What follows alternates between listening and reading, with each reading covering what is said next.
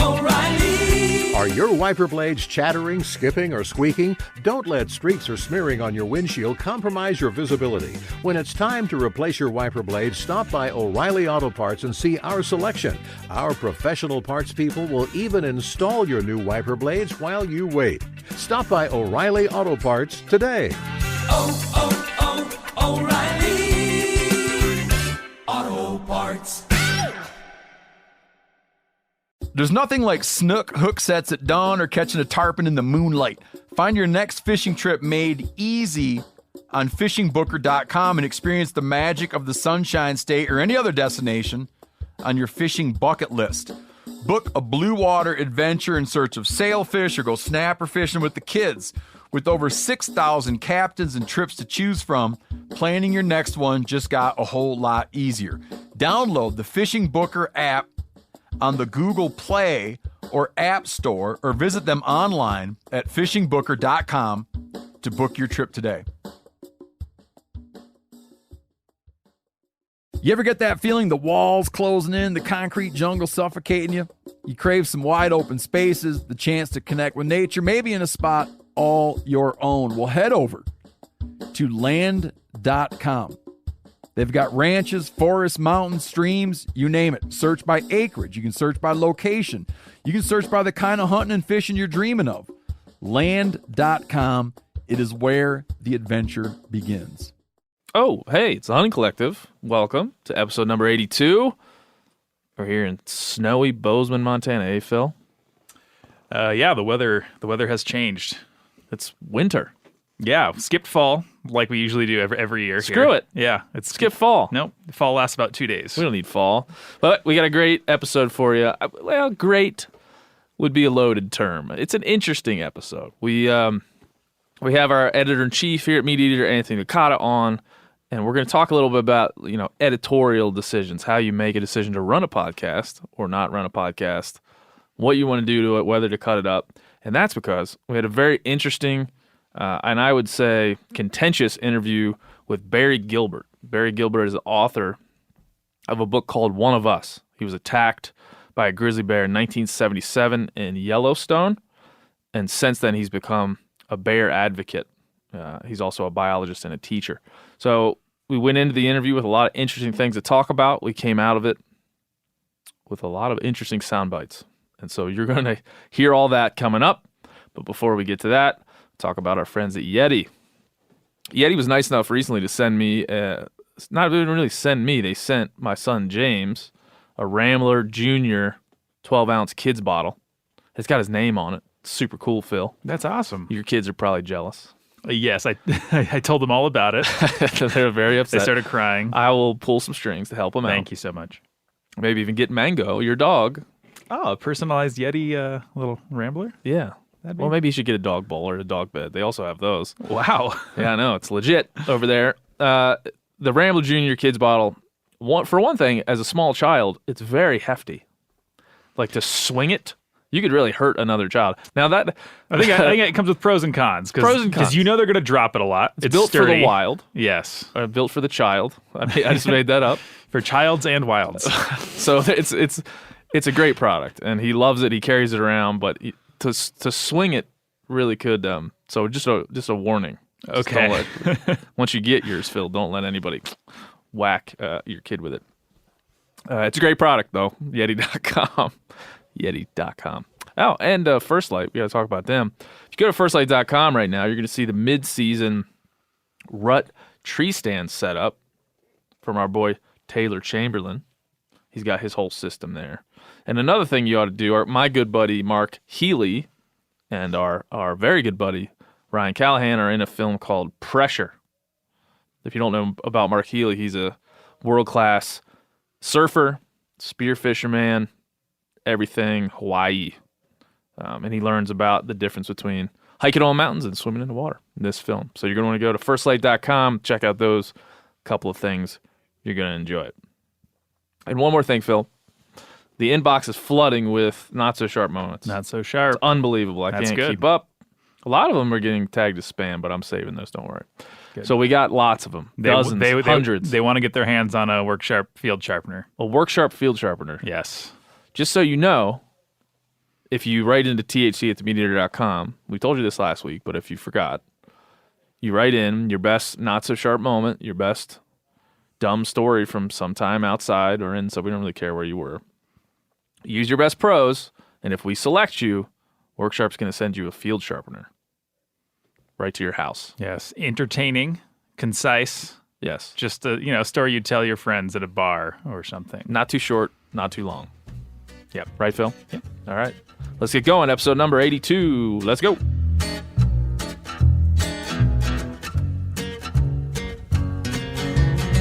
I guess I grew up on an older road. A pedal to the metal, always did what I was told. Until I found out that my brand new clothes came secondhand from the rich kids next door. And I grew up fast, I guess I grew up mean. There's 1,000 things inside my head I wish I ain't seen. And now I just wander through a real bad dream, or feeling like I'm coming apart at the seams. But thank you, Jack Daniels, number 7. Hey, everybody. It's Honey Collective. Episode 82, which you know by now. And we're here with Anthony Licata. Hey, man. Hey, Ben. What's going down? I'm just trying to stay warm in this beautiful fall weather. Yeah, man, it's cold. It's cold in the podcast studio, and we're going to attempt to introduce an interview that you've listened to, that I've listened to, that Phil was a part of. I would say it's.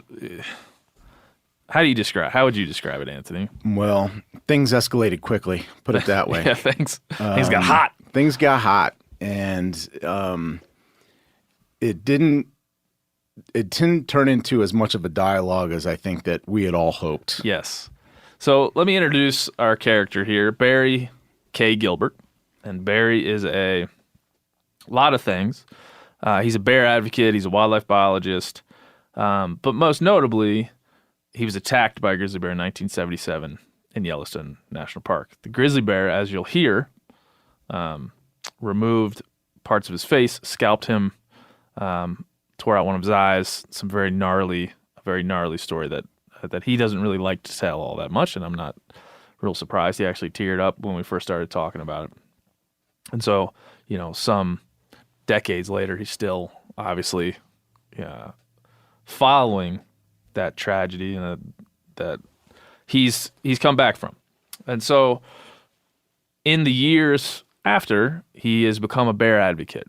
He's even in the moment, as you'll hear in the story, he tells that as he was fighting for his life, he was asking the rescuers to tell park rangers not to kill the bear. Yeah, so I would say he was kind of there even before the attack, and the attack was a horrific experience, but it only sort of drove him more, I think. Yeah. So he was born in Kingston, Ontario. He has a PhD in zoology from Duke University. A lot of street cred, and came to Bozeman to do a bunch of public speaking events, and we were hooked up with him and wanted to chat with him. And really, the impetus I think should be obvious for why you'd want to talk to somebody like that. One, he went through a life-changing experience, about as gnarly as it possibly gets with wild creatures. So that story is interesting. His rescue is interesting. We do talk about that in the interview, the way that he was rescued and how his life was saved by some very brave people.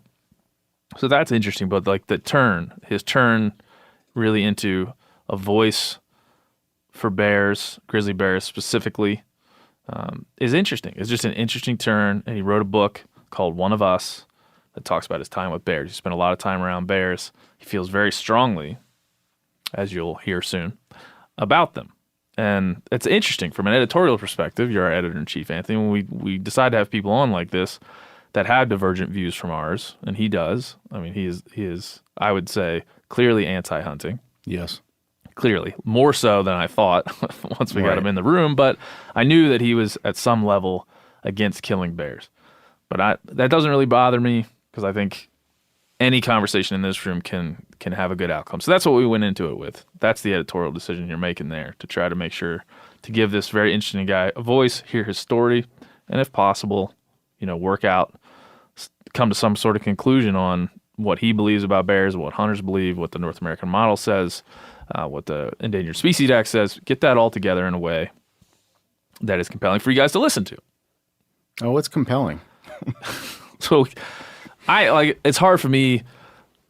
I'm not going to go back and re-listen to the interview because it just is that contentious. Barrie, about 30 minutes into it, threatened to leave. I talked him down off that ledge.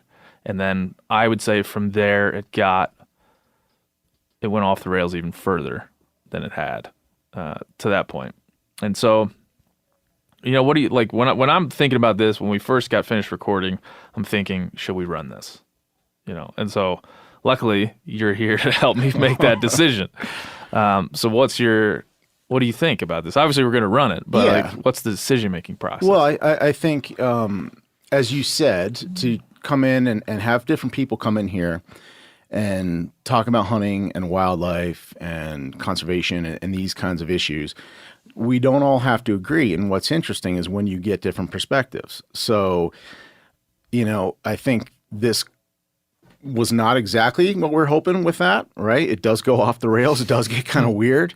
But I think it's useful to listen to, hopefully entertaining, but also useful because you get a sense of people who, maybe have different values than we do and see things a different way, and how it can kind of color, listen, this guy is experienced, he's knowledgeable, he's a scientist. I don't doubt his cred, but clearly his views were, his beliefs were colored by his personal views, just like ours are. Yeah. And it came across very clear, especially towards the end of the interview when he starts getting into some other stuff, really what he thought. Yeah. Trump, guns. Yeah. The media, things like that. Right. No, I think it illustrates that one thing I think is unfortunate here, because I think by all intents coming into this, Barrie seems to be, a sharp guy with a lot of great experience and things to impart on folks with divergent views from mine. But I think what this ends up showing, what's dangerous here, is that when you're so attached to a worldview like he is, I mean, he's attached to the worldview that bears shouldn't be killed, that we should do anything we can to protect bears and their habitat and grow their populations. You become so attached to that worldview, it's there you can't see any other points of view, or are at some level unwilling to be moved in one direction or the other. I mean, I don't think there's any within conservation, especially within wildlife. I don't think you can lean back on any universal truths, because old Mother Nature, the natural world, has very few universal truths. But when it comes specifically to like large predators like grizzly bears, there just isn't. You have to look at every ecosystem and look at every animal. It's hard to just say kill them all or save them all. It's just a tough way to go. Especially, you throw in there human beings' interaction with wildlife, and you're not looking at it in a vacuum. There's been development, there's been habitat loss. It can't go. You have to factor all those kinds of conflicts in. And what you said is true. Like, for someone who has those beliefs, he kept. He didn't seem to me that he wanted to be challenged, and. He kept saying... He did not want to be challenged. He did not. So he kept saying that you as a journalist, as if your role was to just let him say whatever he wanted, just give him a platform to say whatever he wanted without you challenging him. And, you have been trained as a journalist. We do a lot of journalism here, but that's not exactly what this is either. It's the Hunting Collective. We very clearly have certain set of beliefs. We just love like White Claw. we like a nice walk on the beach. I don't know, whatever. Yeah, you're right. I mean, we have and I told him, I said, to be honest, I'm not a grizzly bear hunting advocate. I'm not out there on the stump for you have to hunt bears or else.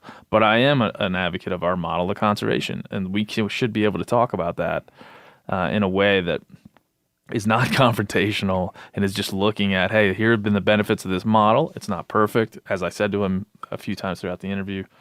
He just wasn't having that. No, he didn't really want to talk about that. He wanted to talk about what he wanted to talk about and not be challenged on his points. That's how I saw it. Listening to it. Phil, I mean, you were in the room.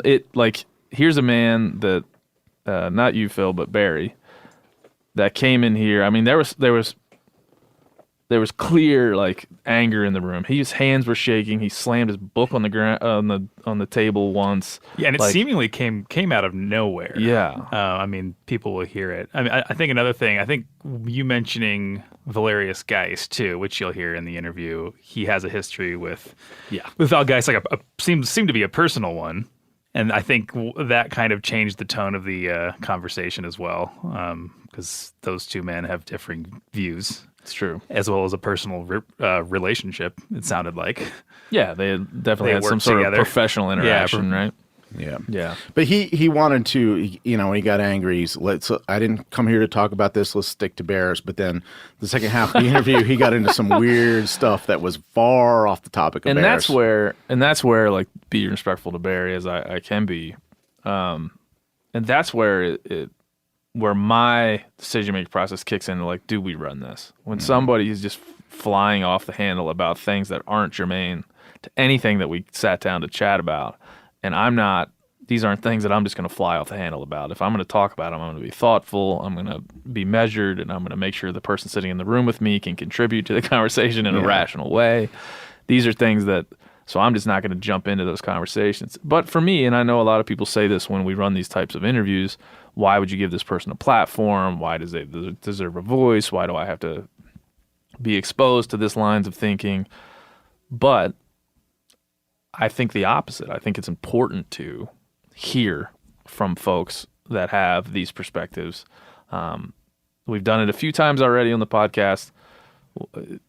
It has varying results. I mean, I think, again, this one, I think, unfortunately for Mr. Gilbert, and maybe for this conversation even, I think, unfortunately, he comes off a little bit like the stereotypical animal rights advocate, activist, and with someone who even as a biologist showed a lot of emotion in his reasoning and the way that he spoke about bears, which is something that I think hunters always charge for these types of folks. Yeah. They're so wrapped in these ideologies they can't see past their love of an animal to see actually what it is, which is very surprising given the fact that here's a guy who actually has been around them and has been attacked by one.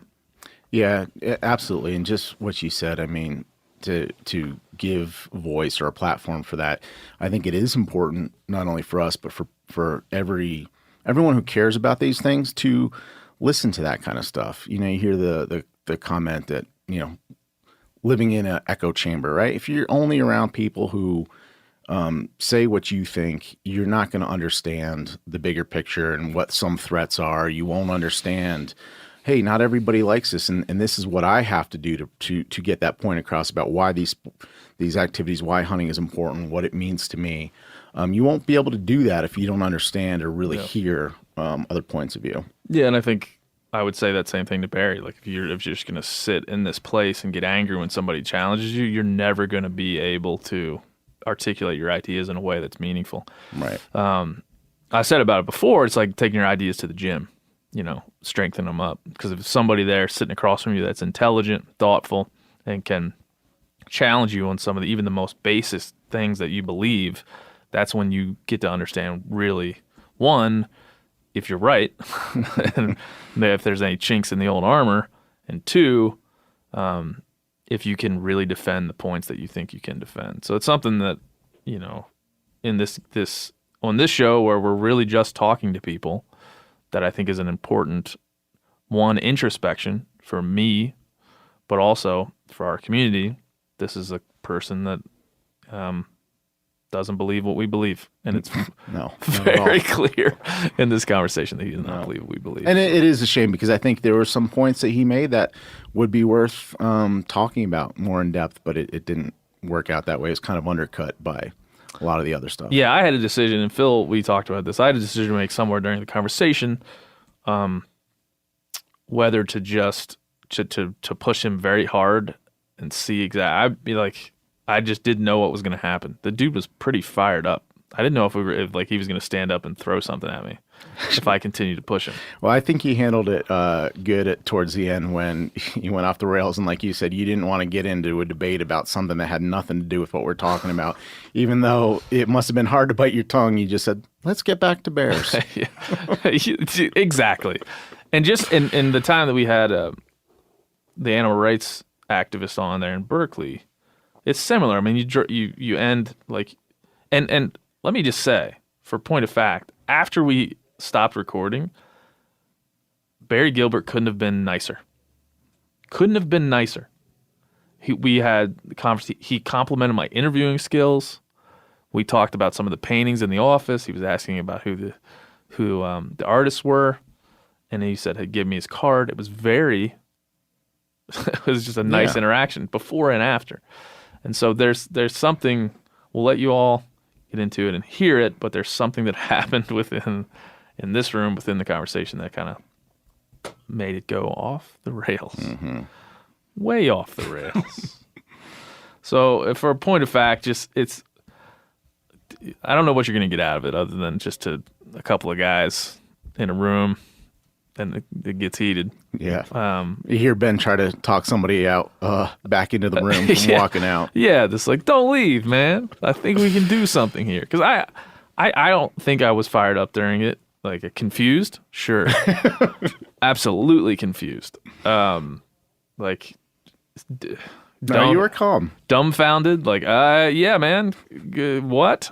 A lot of that happens in there. But again, I think all of these conversations, they can't always go to the script. They're not always going to be what they're expected to be. And there's some learning from each one of them. I'll let you guys figure out what the learning from this one is. Yeah, when you know, tell us. Yeah, right in. Right into thc@themediator.com. So I don't think we're going to talk any more about it. We're not going to have any other. There's a lot going on in the world right now, but I think it's proper to just to prep you for what you're about to hear and then let you experience it. Right, Phil? Yeah, I mean, stick around and listen to it. Did we? Phil has to edit these things and like spend time with them. I have to listen to it again, and I'm kind of stressed out about it. Yeah, what describe your stress, Phil? Like what? Well, I was talking to Corinne, our podcast producer upstairs yesterday. I'm kind of like a cringe phobic person. So if I can feel tension in a room or anything like that, I just get very uncomfortable and tense. And if I have the option to leave the room, I will. And I could not leave the room during this interview. You were. Yeah, so I'm just. So I mean, but some people are a fan of that, you know. So stick around if you want to be a part of it. All right, we'll stick around for THC's most contentious interview ever with Dr. Barrie K. Gilbert. Enjoy. I guess I grew up on an older road, a pedal to the metal. Mr. Barrie Gilbert, how are you, sir? Very good. Nice to be in Bozeman. Yeah. How are you enjoying your Bozeman times thus far? It's been great. I'm staying up in the mountains east of town, and it's really nice wild country. I'm going to be going down to Yellowstone in a couple of days, too, so that'll be good. Can't ever get enough of that country. Exactly. Here. Well, welcome to the Meat Eater Studios and to the Hunting Collective. Thanks for coming and really appreciate your time. I would guess that a lot of our listeners are unaware of your story, which I'm glad to kind of go through it in detail. Yes, it was. I was attacked 42 years ago, and it's in my book that I just written called "One of Us: A Biologist's Walk Among Bears." I'll get my plug in early. But as a trained professional. Yeah, I started out with grizzly bear work, trying to work on human-bear interactions, how people were affecting bears in Yellowstone. And I was out with a graduate student 10 miles from the nearest road out the Indian Creek Trail near Bighorn Pass. And I saw grizzly bears in the morning when we got up around 6 o'clock, and they were so far away that I suggested my student we take a big circle around the bears and bushwhack up a distant ridge, which was at 9,200 feet. The long and the short was that he stopped for a nature call, and I went over the ridge and stayed low so I wouldn't get elk barking when they saw me on the skyline. And I was hunched over and moving swiftly so I wouldn't be up there on the skyline. And unfortunately, I charged a bear lying in its daybed, and it was a female with cubs. And she didn't think much of that. In fact, she came at me like a freight train with her claws hitting the ground and put me in the hospital for 2 months. She basically took off the side of my face, my nose, and ears, and scalped me. And I ended up with shortly short of 1,000 stitches in my head. But I had a magnificent rescue. I told them not to kill that bear. It was something that I did in a surprise encounter with a bad assumption. And I went back within a couple of years. My student went to Yosemite to study easier going bears, and he got a good master's thesis out of that. And I got an opportunity, I think it was 4 or 5 years later, to go to Katmai National Park, where now upwards of 50 or 60 brown bears come down onto salmon streams, and there are 500 to 600 people a day walking along them. When I started the research in 1983, it was, of course, a time of fewer interactions, but they still knew that the bears were being bumped off the river, and I designed a study to gather very detailed data about their numbers on the river and people numbers through the day and through the week from dawn till dusk. We did sampling, a 4-hour sampling. Yeah, there's a lot to unpack there. You rush through some stuff I want to definitely cover. I mean, it's June 27th, 1977 when the attack occurred, and you say 42 years now from that time, and obviously so much of your life has kind of been defined by that moment. When you look back on that day, there's so much to go through, but I thought the most amazing part as I'm reading your story, and people can read it in One of Us, and I was reading your stories as you've written, you're talking about the rescue, 1,000 sutures, you're basically scalped, you're losing a bunch of blood, and then how you were rescued that day. Can we go through that?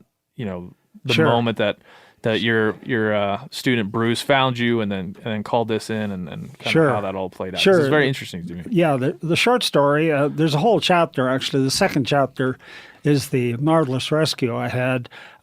We had a Park Service radio, and my student picked that up and got onto the main channel with the Park Service. They shut down the whole communication system just to talk to us, and my student said that I was badly enough injured. Well, he asked me how I was, and it occurred to me, I gargled, I'm okay. Yes. I think I'm still alive. But then I thought, Bruce, tell him I'm dying, because I really was dying. I was bleeding out right there.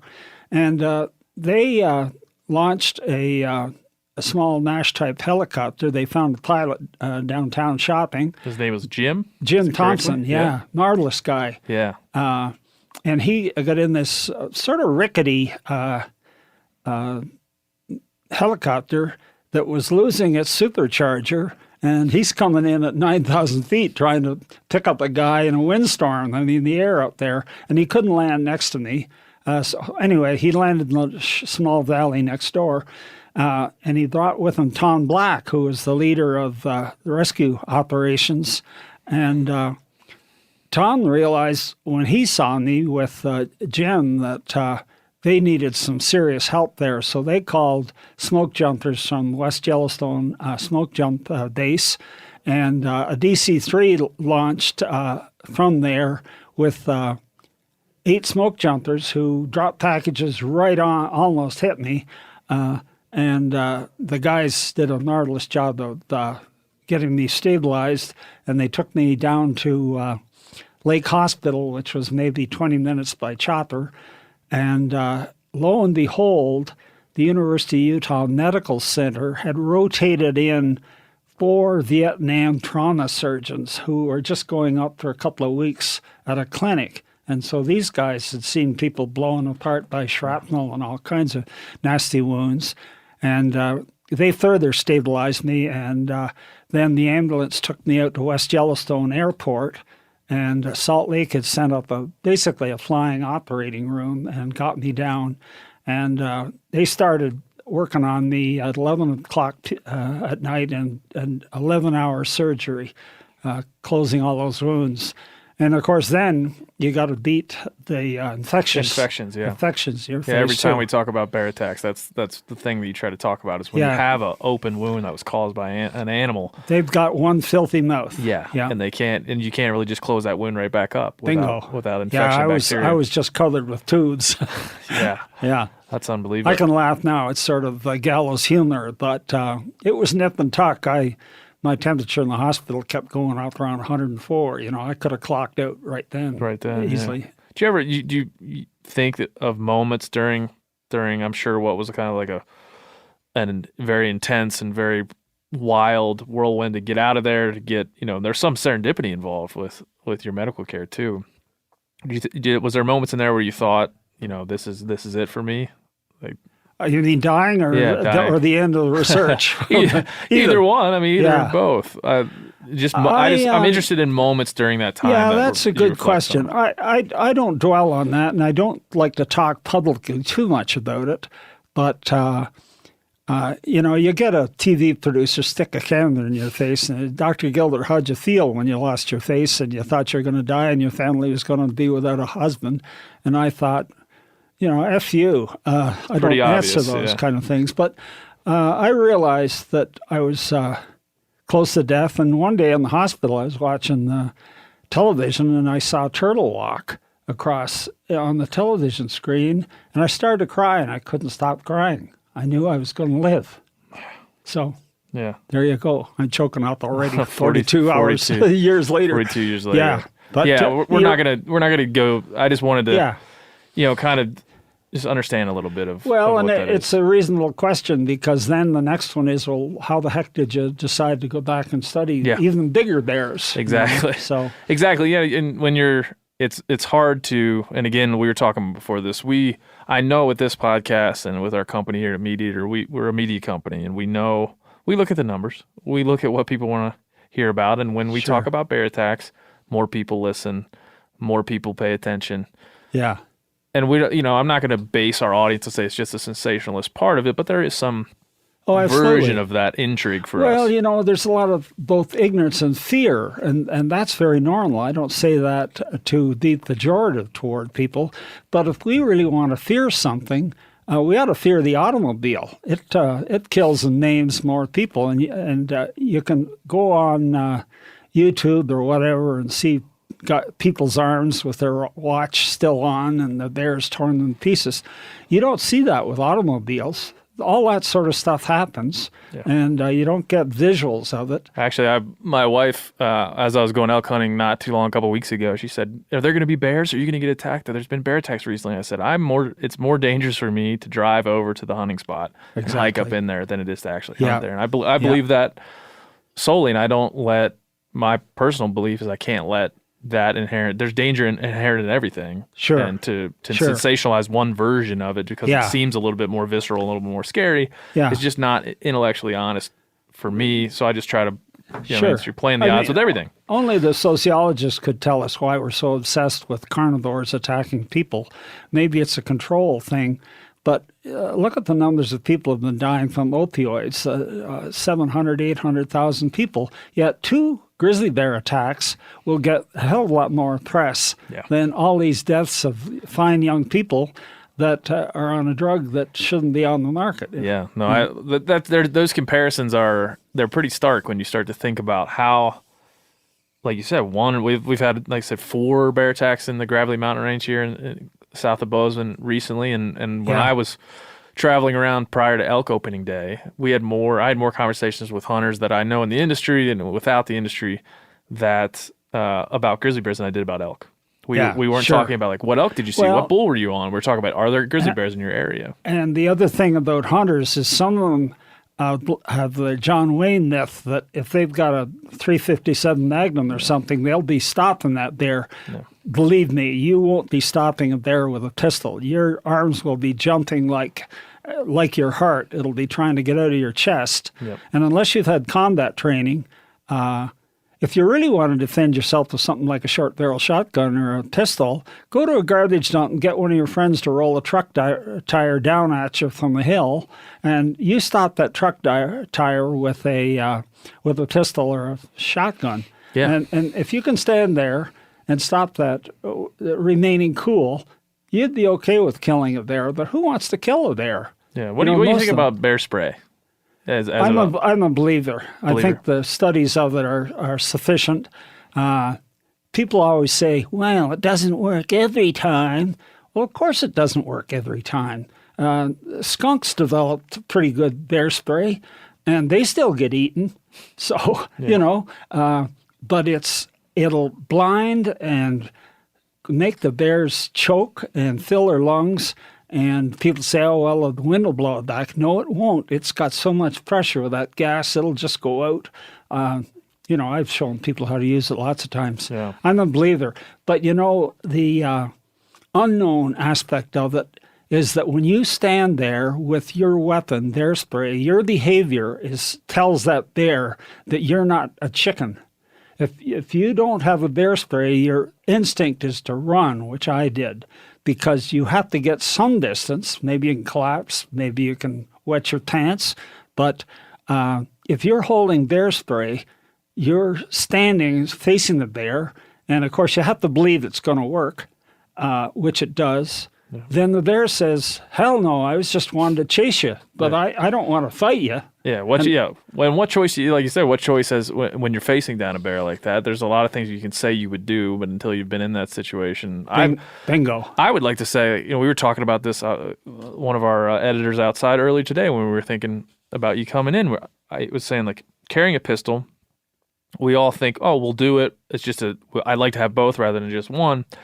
I was thinking of, and it's something I had never really considered, is that I feel safer with a pistol in my hand than I do bear spray just innately. Just because sure. I feel the pistol's more powerful, so I'm probably going to reach for that before I reach for bear spray. But to your point, man, I've shot 3-gun matches in different competitions where in practice I can hit the 10 ring with a pistol, and then when somebody's behind me timing me and there's 15 other people watching and I've got to run up to a thing and shoot, when there's any pressure applied, I am the most inaccurate person that you could ever. So to try to even compare to that, which is, tangibly comparable to the moment of frenzy when there's a bear, coming down on you, I think it's difficult to do. Well, I was on the ground with bears a lot, and we did some darting for collaring for a lodge owner. I don't do any collaring myself for my projects, but whenever I was out on the ground, I carried a shotgun, a pump Mossberg with slugs and deer shot, buckshot, and I figured I always carried bear spray, and bear spray was the first reach for me. I'm a gun guy, but I'm not a hunter of big game.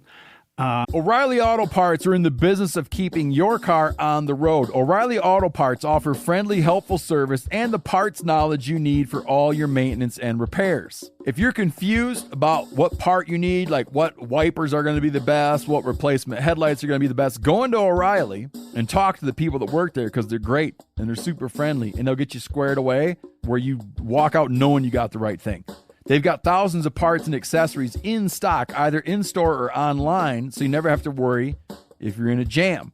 Do you need your windshield wipers replaced? You need a brake light fixed? You need some quick service? They'll help you find the right part or point you to the nearest local repair shop for help. The professional parts people at O'Reilly Auto Parts are your one-stop shop for all things auto do-it-yourself, and you can find what you need in-store or online. Stop by O'Reilly Auto Parts today or visit us at O'ReillyAuto.com/MeatEater. That's O'ReillyAuto.com/MeatEater. There's nothing like snook hook sets at dawn or catching a tarpon in the moonlight.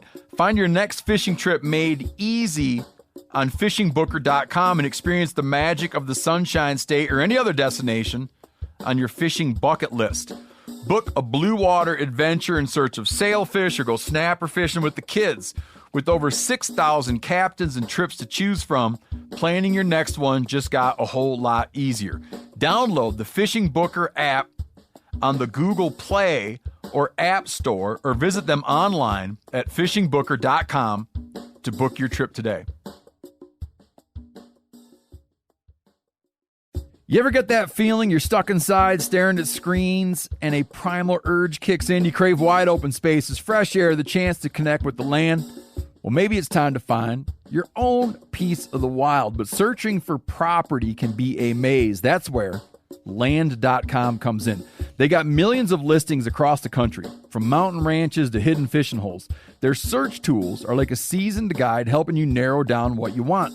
Land.com isn't just about buying and selling. It's about finding a place to hunt, fish, explore, or simply sit by a campfire and listen to the crickets. So head over to land.com today to turn one day into today, because trust me, there's nothing quite like the feeling of standing on your own piece of earth.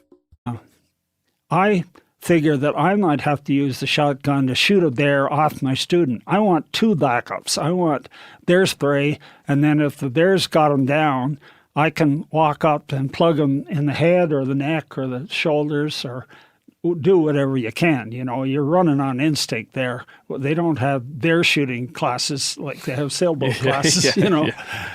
Yes, that would be difficult. And I know FWP for some time, they had a trailer they would pull around that had a charging bear thing, and they would say that woman is speaking tonight at the Lindley Center just before I give the talk there. Yeah, so and they would do bear spray training, and I don't want to get the number wrong, but it was a very small percentage of people that could get the bear spray and effectively get it in the air before that charging fake bear. You're talking milliseconds. Yeah, it's tough. When a bear decides to charge, standing facing it and hoping to God that it's a bluff charge, and you can change your underwear later. Yeah, you know. Yeah. And like I was telling you before, I'm an East Coast kid.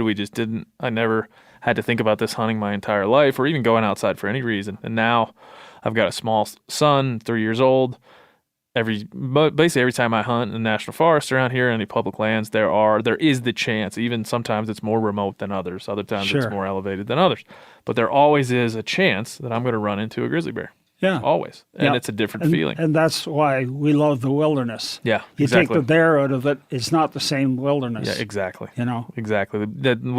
I always say, like, you if you would remove, and we've done this as a nation, like remove the predators from the environment with the elk. The elk aren't elk anymore if they're not being preyed upon by these things that have chased them. So their elkness is derived somehow by their instincts that are elevated by they evolved with predator. Wolves, cougars, whatever. So the way we think of elk is very much informed by the and predators. You know, our pronghorn is faster than any carnivore.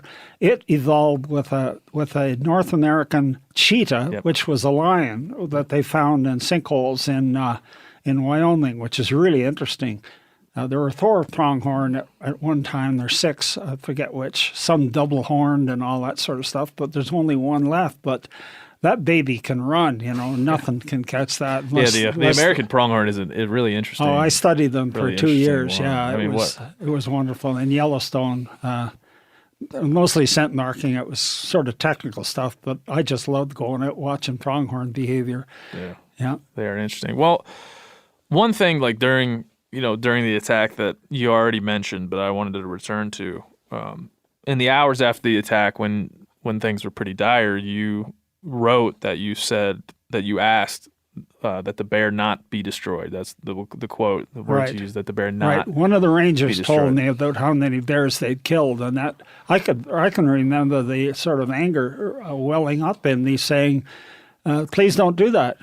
Don't track this bear." They knew it went downhill. Bloody footprints were downhill. I never saw the day of that, of course. I didn't see anything after that. Yeah. But I have color slides of the rescue because the helicopter pilot grabbed my a 35 millimeter camera and took pictures, which is crazy. You know, it's great. That is crazy. Yeah. Yeah, I think the stories as I was reading of your rescuers were as interesting as anything, the people that they were. And like isn't that neat? Yeah. Jim Thompson did a wonderful job describing it. I quoted him completely in the book because he talked about he'd been 2 tours in Vietnam, and that day he had more adrenaline pumping than on any operation in Vietnam. So, and he isn't a guy that exaggerates easily. Yeah, I mean that's what struck me. I mean, so I think from the moment where you're near death and asking for this bear not to be destroyed, as is common occurrence when there's a bear attack, they'll go in and dispatch the bear if they can find it. Yeah. Go back to especially if it's predatory. It's different, Yeah, in the this surprise encounter.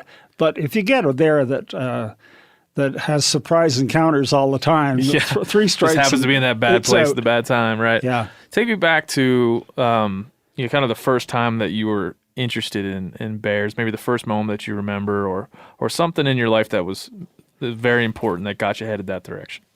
I started working with bears really accidentally. I was a wildlife biologist for the province of Alberta, and bears were wreaking havoc with beards or apiaries up there.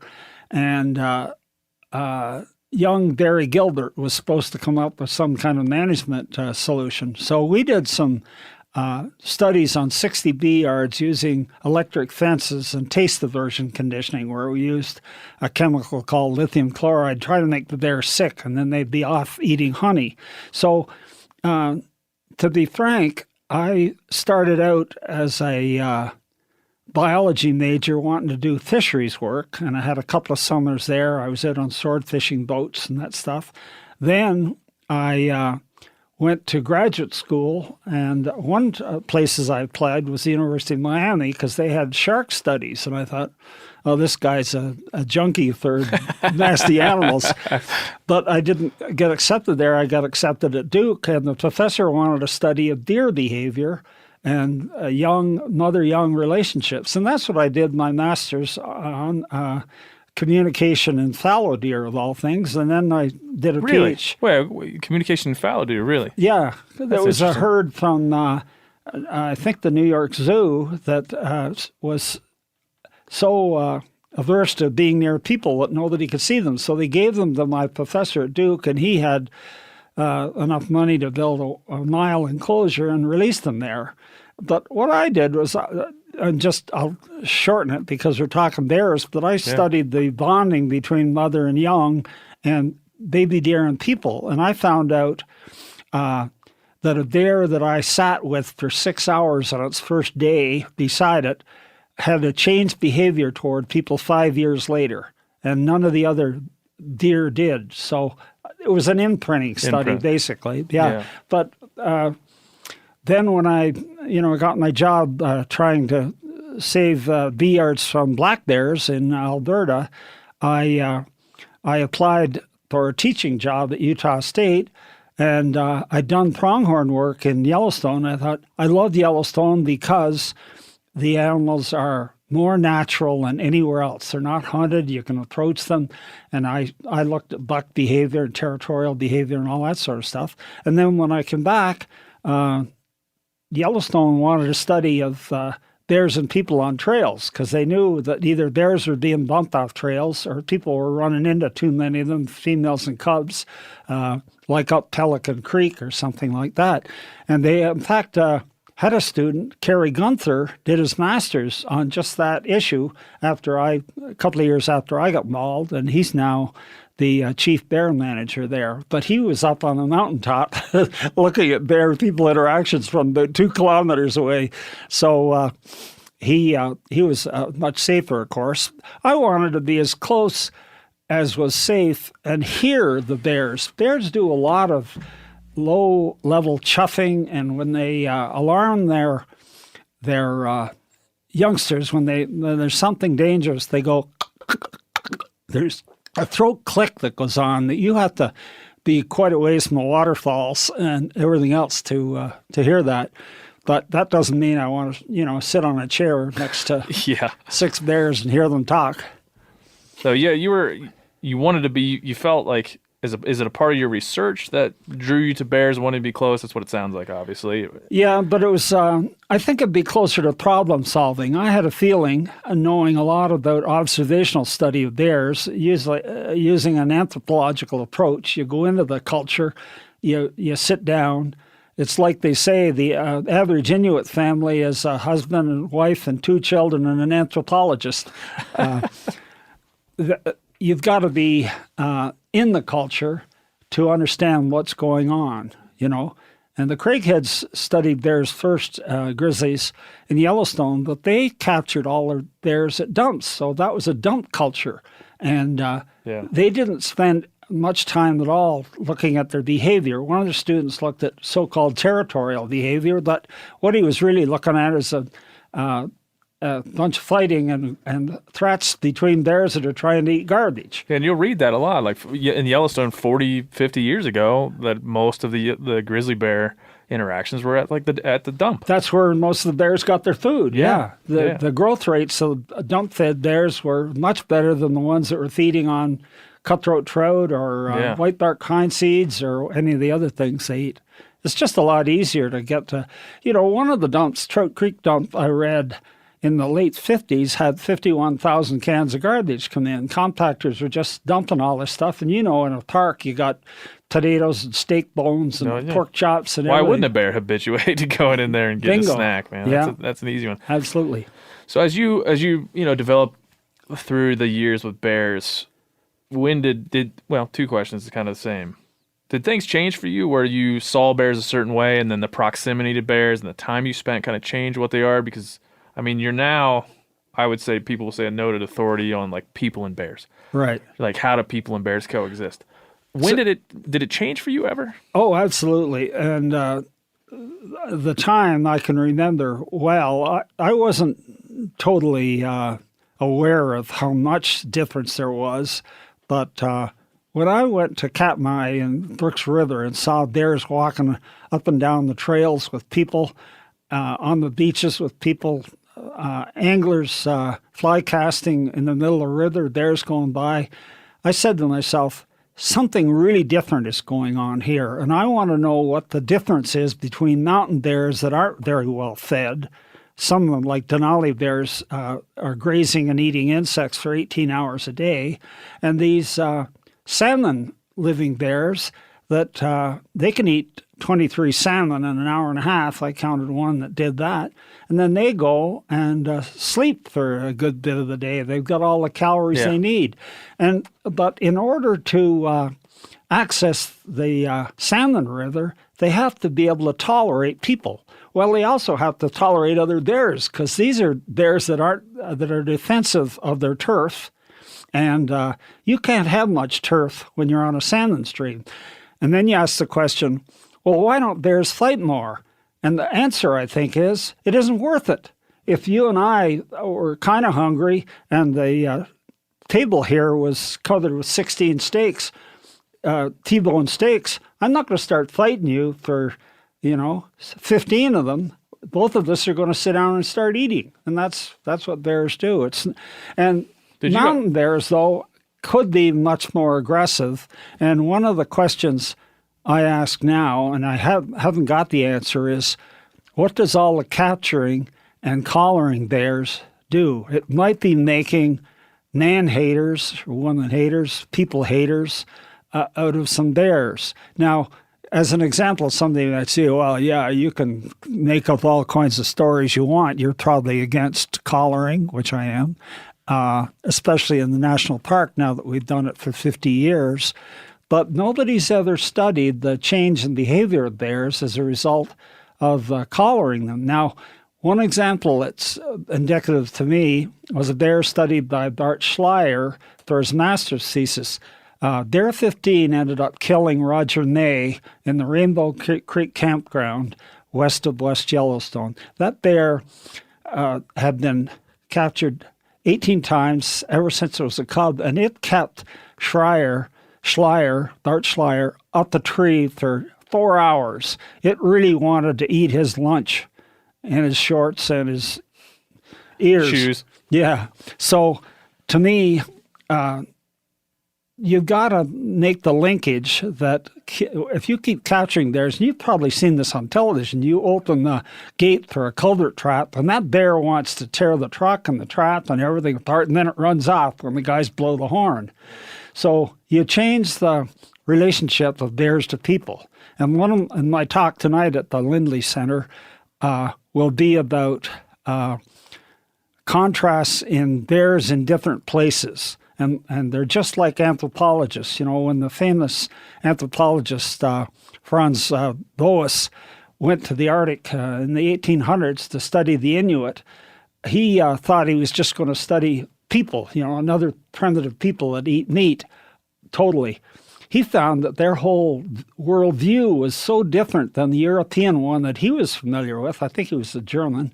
And that set him off on a course in life to say, you know, anthropologists don't study people. Yeah, they study different cultures in different places. Cultural anthropologists. I'm not talking about the ones that collect bones, you know, physical anthropologists. So, yeah, we had just had a gentleman named Dr. Valerius Geist on the podcast a couple episodes ago, and he's kind of the author of our North American Model of Conservation. And he studied wolves in North America as compared to wolves in Russia and Siberia, which are heavily predatory on humans and very opportunistic when it comes to... Predatory on humans? Yeah. I'd like to see the evidence of that because, you know, the North American students... So his studies, I won't speak for him, but he has some books on some stories and of specifically Russian wolves and their attacks on humans that he's written. But he was looking at, as much as you say, the comparison of wolf attacks and the violence with wolves in, you know, Eastern Europe and other places. Why it's different in North America is there's less evidence of that, much less evidence of wolf attacks on humans. Here in North America, and how almost none. Yeah, and so he's looking into how these things coexist. So it's super interesting to me, and we had a lot of people, you know, want to disagree with his stance on wolves. And my point to them was, look, this guy is taking research from Germany, from Siberia, from Russia, and comparing it to North America and shaping. So it's a very different worldview than just us in North America. And that goes to my point that you can't generalize. These wolves have different cultures. Just like in Tsavo, we had man-eating lions that didn't do anything but capture Chinese railroad workers out of their sleeping cars and eat them. Yeah, we're going to have David Quammen on hopefully soon. Oh, yeah. And try to talk to him about Monster of God, his book. That's just a very interesting thing to me. Like I said, I'm no expert on predators or bear biologist, but there is... You know, when you talk about bears, it's not a monolith. It's not, you know, and it's illustrated by your comparison. Don't you think we stereotype them, though? I mean, if you got a crowd of people and said, okay, I'm going to give you a word and I want you to write a word down that goes with it. And if you said grizzly bear, what do you think people would write? Yeah, I mean, it goes both ways, right? It goes in the way like Paddington Bear, he has, he wears shorts and goes to the mall, and I once did a thing with but we're talking grizzly bears now. I think if you add the term grizzly, then you start to get into that. But there's I think it's clear like your view on bears and mine differ in a lot of ways, and I think this may be one of them because I do think pragmatically there's two ends of that spectrum, right? I look at my 3-year-old son, and he's surrounded by fluffy, cuddly brown bears, grizzly bears. They sell them at the Yellowstone, park stores, and like we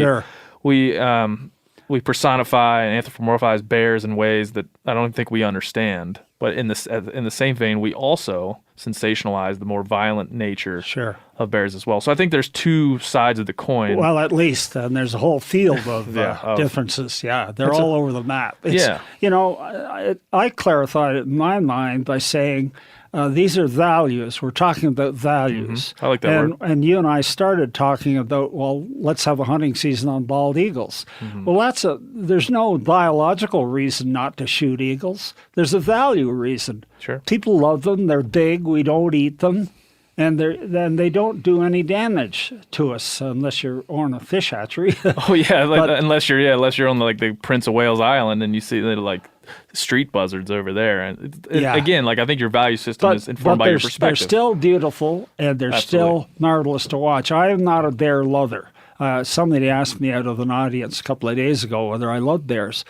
Well, I could get all technical and say, well, what do you mean by love? I mean, I love my 20-06 or something like this, or I loved my golden retriever, or I loved my sailboat.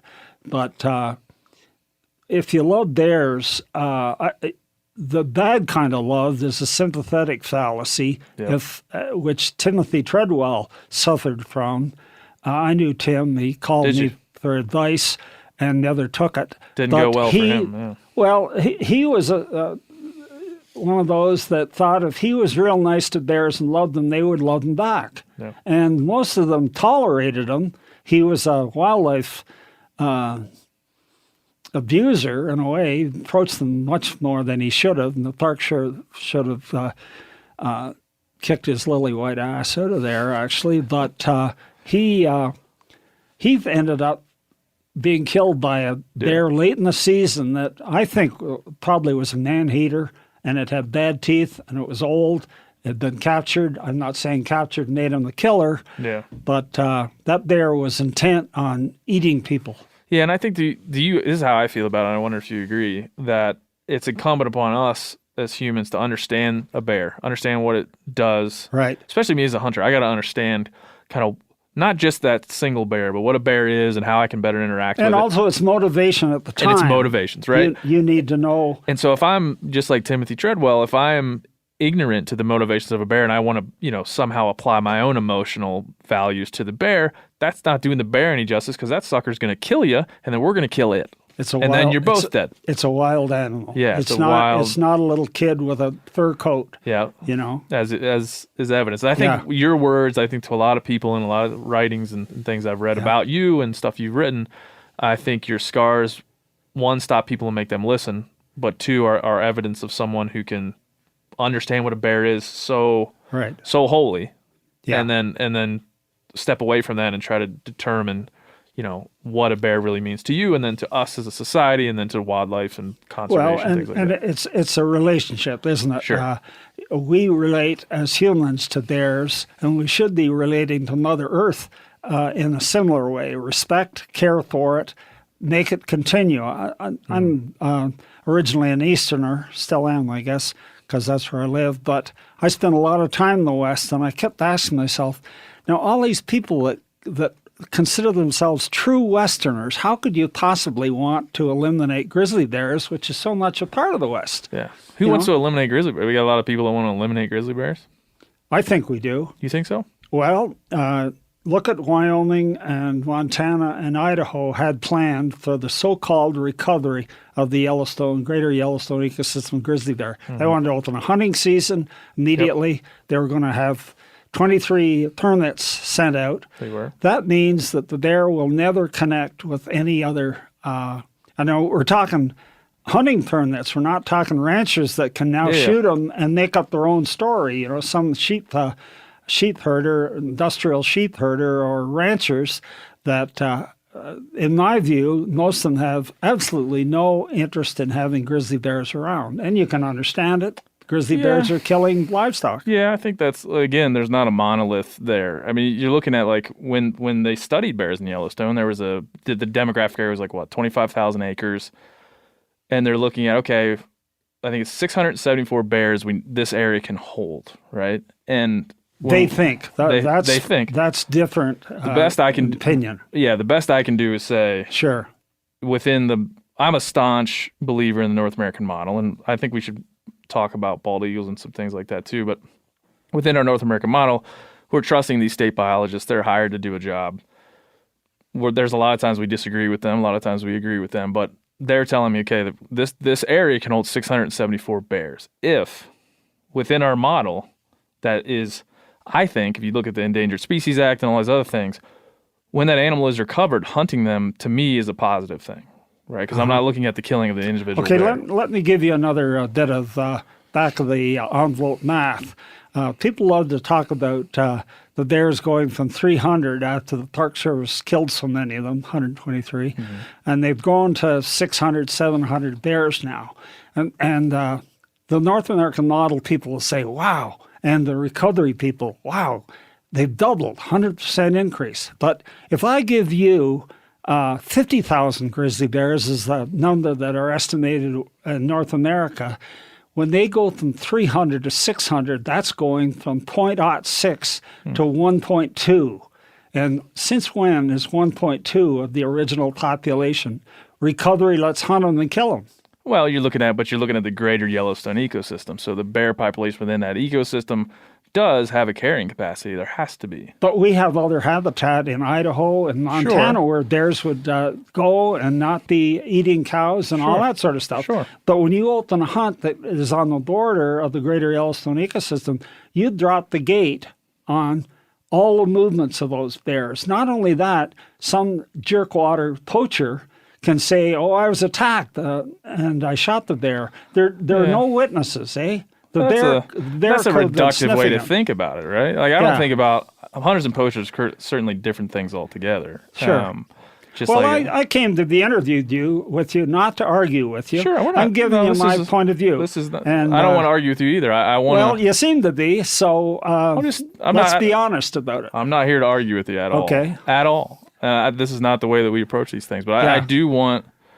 I want to talk about it. I don't want to avoid it because we don't agree. I mean, sure. I think you're here because. But you are a believer and biased for the North American model. You're not just a journalist right now. Well, I just tell you I believe in the North American model, but I think that that's a value of yours. Yeah, for that sure. may not be mine. So for sure, but I think that's an interesting way to go about this conversation. Okay. We have differing values. Where can we come and find middle ground? Because I think that's an important thing to do, especially when it comes to an animal as important as a grizzly bear. Because where we can find middle ground is I don't devalue to hunt a grizzly bear, and I already told you, or maybe not on maybe before we hit record, but I don't hunt grizzly bears. If somebody handed me a tag, I would stick it in my pocket. Ungulate hunters, elk and deer. I know Val Geist quite well, and he's one of the guys that's pumped out as an academic the North American model. He really doesn't like carnivores. He's never studied bear viewing. I was on sabbatical for 6 months with Val Geist in his university. He gave me some room. He never asked me any questions about bears or anything. And that's unfortunate. Let me tell you about hunters. It isn't about bear hunters that I disagree with. It's hunters that believe that bears and cougars are taking their ungulates, their elk, their deer, and in Alaska, caribou. Now, if we start managing from state and federal fish and game units, if we start managing pronghorn, deer, elk, you name it, we're game ranching if we kill all the predators. Oh, sure. So any hunter would sit at this table and argue that predators need to be killed so they can go hunting. That's not part of what I think the core hunting community Colorado believes. Fish and Game just did that. They invited Wildlife Services, the gopher chokers that work for the federal government. They want to kill cougars and black bears because they believe that they're knocking down the mule deer population. There's no evidence that they're doing that, but it's quite a popular program, presumably. And the government, if you were a Coloradan and I were, our tax money will be paid for to kill cougars and black bears. So that's a position that isn't science-based. It's based on, if you like, greed of hunters. They think well, I won't tell you what hunters think, but there's a belief that when a cougar kills a deer, that's a deer that you and me can't put in our freezer. I've been in the hunting industry for 12 or 13 years. I've never heard that. Never. That's what Colorado and Anchorage, Alaska is doing it. The Florida Game has that as a policy. Now, it comes not from tree huggers. It comes from hunters. They don't want to lose caribou. There's older hunting going on. They don't want to lose caribou, moose, whatever other ungulates, bighorn sheep, to any carnivore. Because the Board of Game is allowing hunters to kill bears in the den with cubs. In Alaska? In Alaska. That's policy now. Are you sure about that? Because I know that I wouldn't say it if I wasn't sure. I only know what I read. But there was 2 hunters that did that, and they were prosecuted. How long ago? Oh, within a year. So I don't have those game laws in front of me, but I'm positive. I know a bunch of their biologists, and one of them was a lead researcher who's now living in Montana. And he argued with me. He says the government tells us to manage carnivores for the minimum number, and they open up killing brown bears, and 500 or 600 are killed in Alaska every year. And part of the goal is to reduce the number.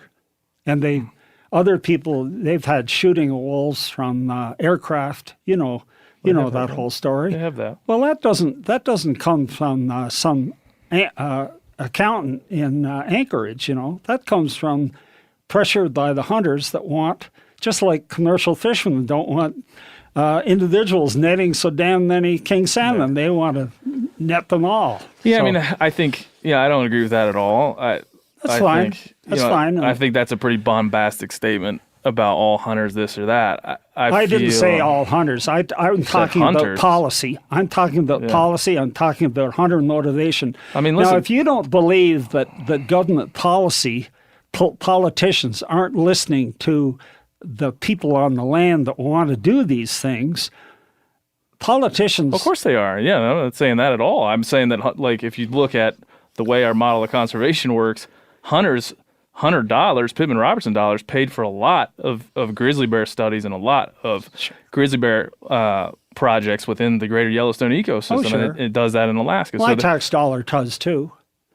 It pays if you buy a rifle, in the Pittman Robertson. But I buy fishing licenses all the time. Right. $50, and I don't catch a salmon, but I don't object. I don't think that's generally the argument I would make anyway, but I think that there's some things that are intertwined there that you can't just say. Yeah, we're not going to solve it in an hour. No, and I think it's still a fine. Like, I would just say I flatly disagree with saying that hunters are driving policy to have less grizzly bears. Every hunter I've had in this room on this podcast, doesn't matter where they're from. I didn't Alaska, say Colorado, all hunters. I want to put ranchers in there too. You don't believe there are some hunters that would like to have fewer carnivores eating deer and elk? Oh, I'm sure, but I don't think that's driving policy, and I don't think that's the prevailing feeling. Fine, ask the sociologists; they'll tell you. I mean, we need studies of just those questions. I would like to see that, and like I said, I wouldn't presume to say that the hunter is every single hunter in every single state, and all these policies. We're the great conservationists. We have a lot of flaws in our community, and trophy hunting and bear hunting. You sound defensive to me. That's fine. In what way? Well, you're attacking what I say about hunter motivation. You're saying, some rogue or some guy does this. I taught wildlife management, so does that qualify me to talk about policy? Absolutely. Well, I've studied where policy comes from. I tried to do studies in Utah on black bears. The guys that controlled the money wouldn't let me do any studies. They took it to a private university, BYU, because I was considered to be anti-sheep, anti-cows in somewhere, and I suggested that there were some trout streams and salmon streams in Utah, believe it or not, where bears come in to feed on spawning salmon. The guy looked at me like I had rocks in my head, that people would want to watch bears eat salmon. And Alaska has a gold mine right now. There are 60 companies in British Columbia alone that offer bear viewing as part of their ecotourism. Watching bears and photographing bears is a land office business now. People don't want them. Something like 90% of the people polled in British Columbia were against bear hunting. Now, there's a surplus of bears that could be hunted according to the model. The hunting was ended. It became political, and they stopped the hunt. Yeah. So that's policy. That's a difficult situation, right? Because you can't, at the same time, you wouldn't want, if there are hunters out there that are driving policy based on less predators, if that does exist and that is prevailing, you wouldn't want that to drive policy, and you wouldn't want folks in Vancouver to tell central British Columbia, the folks near Quesnel and some of these logging towns, where there's cohabitation issues and there's hunting economy and there's all these things that are happening. At the same way, you wouldn't want somebody in Vancouver who's never seen a grizzly bear to vote on and have dominion over how bears are managed in those areas. I think both of those things would be wrong. Those people in Vancouver are interested. Bears are a public resource to be managed as a public trust. It's a heritage. I agree with that. It doesn't belong to anybody, and it belongs to everybody. You and I have as much right to have an opinion and vote on federal lands in Alaska, and that person in Vancouver has every right to say that bears should not be hunted. Well, we need to give them the right perspectives and the right information and say there can't be, I've been to Vancouver, I've been to New York City. There's no way that someone in New York City could accurately understand the ecosystem of the greater Yellowstone. Well, what you're saying to me is that they don't have the same values that you do. I would say that's true. Well, I would say that's very true. But are you going to say that their values aren't legitimate and yours are? I would say that their perspectives aren't the same as somebody who's closer to bears. I think your story is very much about that. Your perspective is the proximity to bears. A lot of people want to be close to a bear with a AK-47 if they had one. So I don't. I think that's an unfortunate. I think it's an unfortunate view. And let me just say quickly, kind of what I feel, just me personally, and I think probably this company. I would just maybe represent me. I feel, especially when you go back to the greater Yellowstone ecosystem, I feel when, and this is not me as a hunter dictating policy. I think it's the reverse based on our model of conservation. Knowing that hunting to me is a sustainable use of a natural resource, which I think matches a little bit of what you're saying.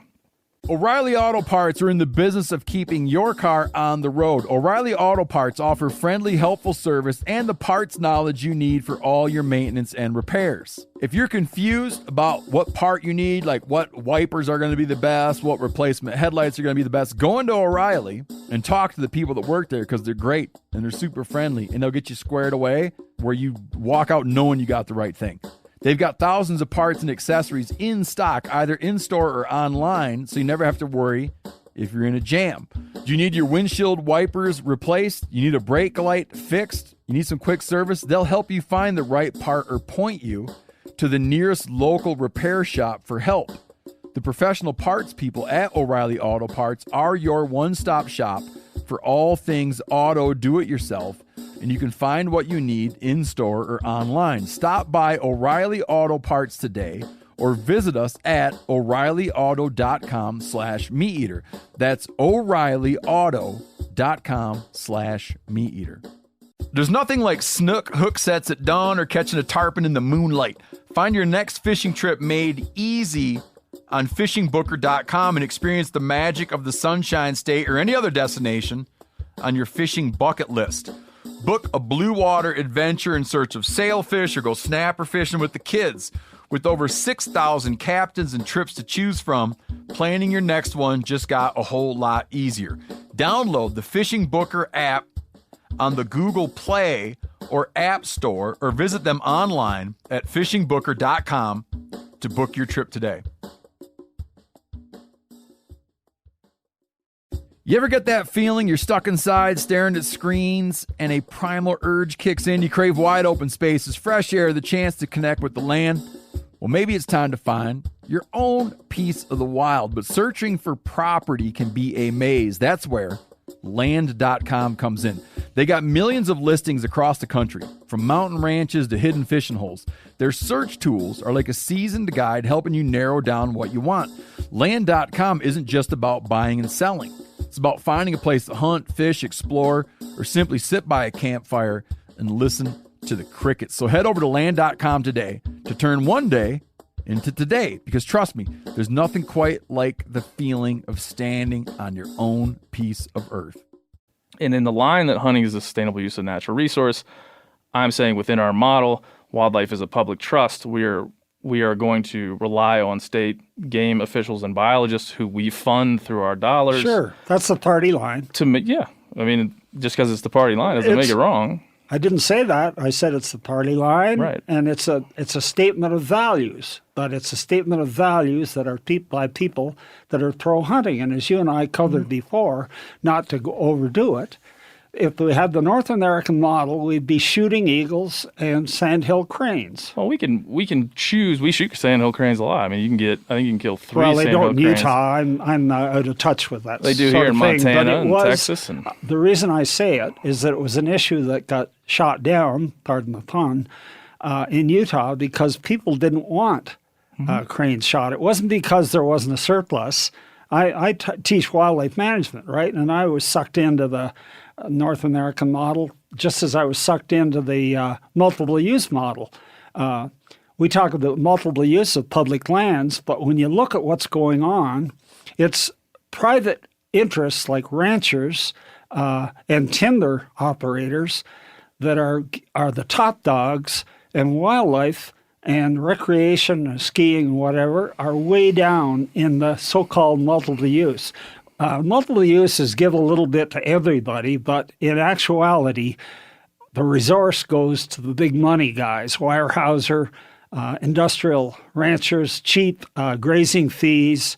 Let's not get into that, but multiple use, I have my dean who's used to see the ecological world through the eyes of a cow. He was a Texan.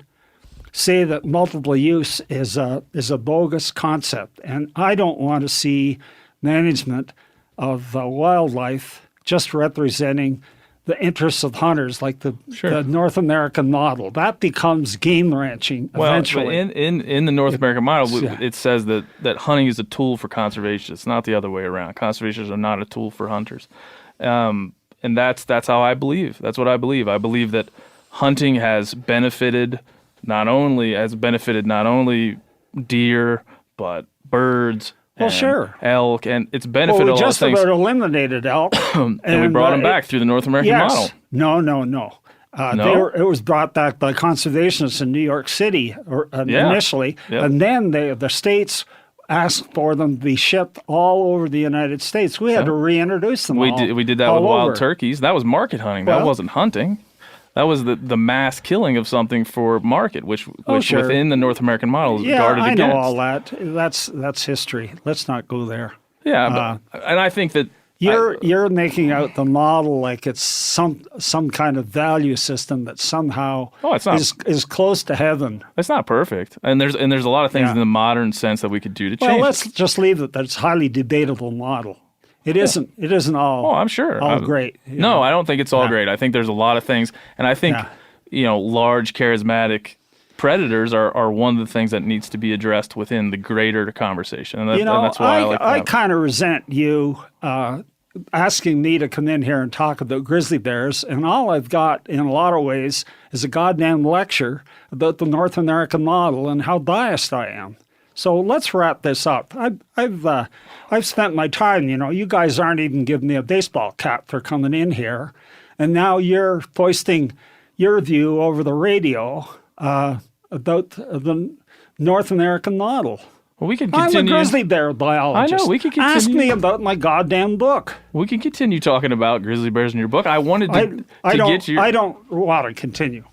Are you sure? Yes, I think I've said sorry enough. I'm sorry that it's contentious. It was not meant to be that way. Well, you don't know how you behave then. I've never had somebody ask me to come in, ask me about my 45 years of research, and give me the kind of defense you're giving me about big game hunting.